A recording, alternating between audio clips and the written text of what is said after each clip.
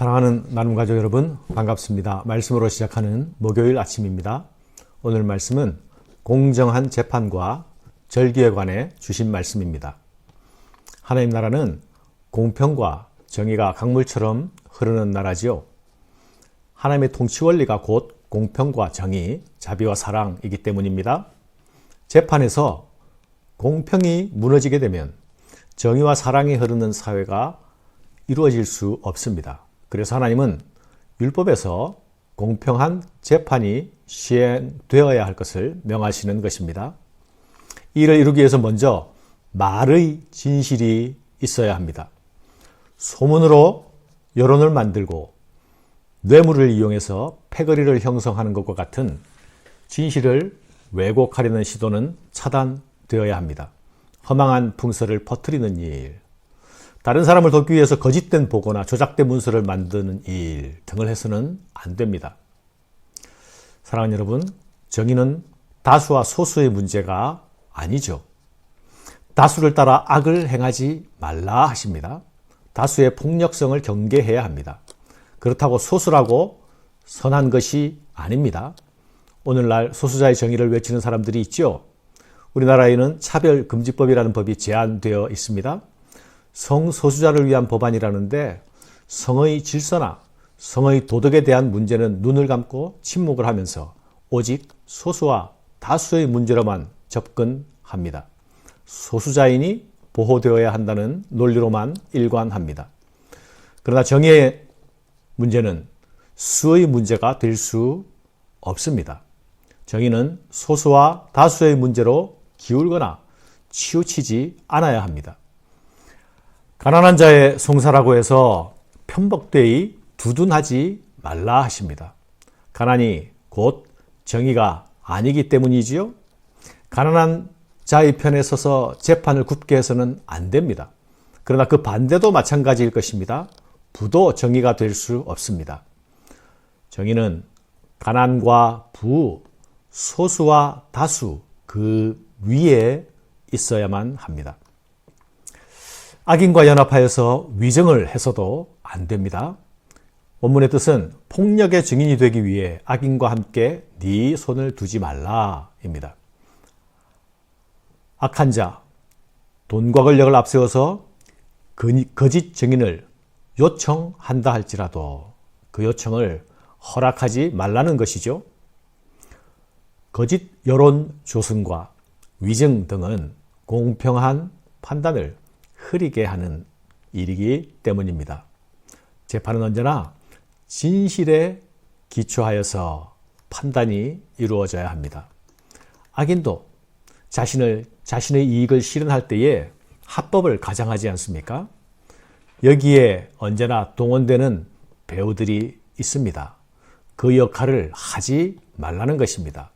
아방이 나봇의 포도원을 소유하고 싶어 안달이 났을 때에 이세벨이 꾸민 계략은 거짓 정인을 내세워서 나봇을 제거하는 것이었죠. 그 결과 나봇은 성 밖에서 돌로 쳐 죽임을 당하고 아합은 포도원을 차지하게 됩니다. 그러나 이 일은 아합 가문의 멸망의 원인이 되죠. 그리고 이런 권력이 다스리는 나라, 그 나라는 미래가 어두울 수밖에 없습니다. 4절, 5절에 나타나는 말씀은 원수에게도 자비를 베풀어야 할 것을 말씀합니다. 네가 만일 네 원수의 길 잃은 소나 나귀를 보거든 반드시 그 사람에게로 돌릴지며 네가 만일 너를 미워하는 자의 나귀가 짐을 싣고 엎드러짐을 보거든 그것을 버려두지 말고 그것을 도와 그 짐을 부릴지니라. 공평한 재판을 말씀하시면서 자비의 정신을 잃지 말아야 함을 말씀하고 있는 것입니다. 하나님의 공의는 차가운 얼음과 같은 가슴 없는 정의가 아닙니다. 사랑과 자비가 흐르는 따뜻한 정의가 되어야 함을 말씀합니다. 공정한 재판을 위해서 균형 있는 판단을 방해하는 것들이 무엇입니까? 그것은 가진 것의 유무를 가지고 판단에 임하는 것이죠. 힘이 있는가 없는가를 가지고 판단에 영향을 미치게 하는 것입니다. 이런 것들은 피해야 할 것들입니다. 그래서 뇌물을 받지 말라 하십니다. 이방인과 나그네와 같은 의지가지 할 데 없는 자들이 억울함을 당하게 해서는 안 됩니다. 너희가 애굽 땅에서 나그네 되었던 자들임을 기억하라 하십니다. 또한 다툼 가운데 있는 소송의 당사자들도 하나님 나라의 한 형제임을 잊지 말아야 합니다. 10절 이후에 주시는 말씀은 절기에 관한 말씀입니다. 하나님은 일주일이란 날 속에 안식일을 주셨고 이것을 확장하여서 안식년을 주십니다. 일곱째 해는 땅조차 쉬게 하라 하십니다. 땅은 하나님 나라의 백성들의 일터가 아닙니까? 그러나 하나님은 또한 우리에게 쉼을 주시기 원하십니다. 하나님이 주시는 생명의 선물이 바로 안식입니다. 쉼은 일에서 해방되는 자유를 누리게 하고 쉴 때에 우리 인간의 존엄도 유지되는 것이죠. 쉼의 원리 속에 평등과 자비의 원리가 숨쉬고 있는 것을 봅니다. 일곱째 해에는 갈지 말고 묵혀두어서 네 백성의 가난한 자들이 먹게 하라. 그 남은 것들은 들짐승이 먹으리라. 네 포도원과 감람원도 그리 할지니라. 하나님께서 땅의 안식을 명하실 때에 가난한 자들이 먹게 하라는 그 배려가 담겨 있지요.